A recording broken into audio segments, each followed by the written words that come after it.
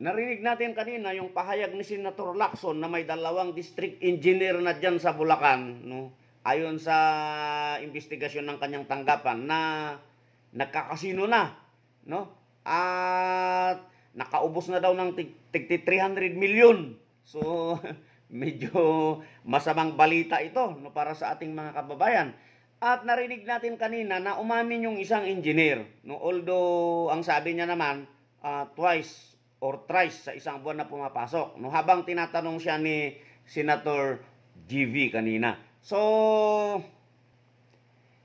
yun nga siguro ang epekto ng dumarating sa kanila yung pera, 'di ba?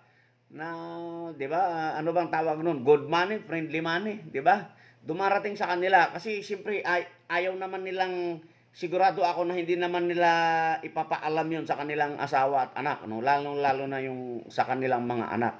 Talagang inililihim yan. Kaya, siyempre, hindi na alam kung saan dadalhin. Kaya kinakasino na lang. At least kung manalo sa kasino, di ba? Sasabihin nila sa pamilya, pinanalunan sa kasino. Eh, ang problema, laging natatalo. Yan, naa-addict na sila. Yun na yun. Gagawan na rin sila ng paraan. Yan.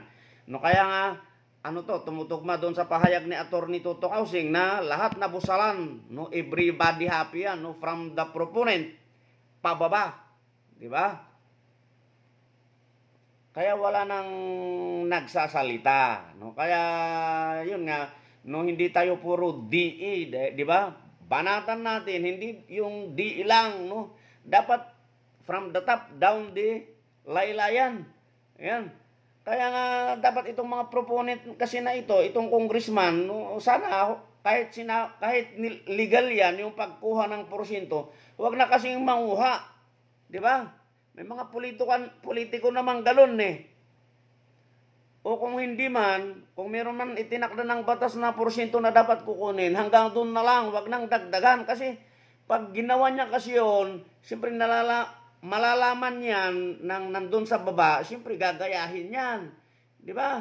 Wala na siyang moral ascendancy kung doon pa lang matino yung pagkuha niya. Di ba? O kung hindi siya kukuha, ito yung project, bahala na kayo dyan.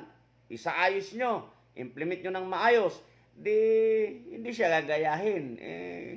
Wala sila yung pasimuno, kaya hanggang doon sa laylayan na yan, nagiging kurakot na. No? Yun na yung cancer na iwan ko kung mas solusyonan pa.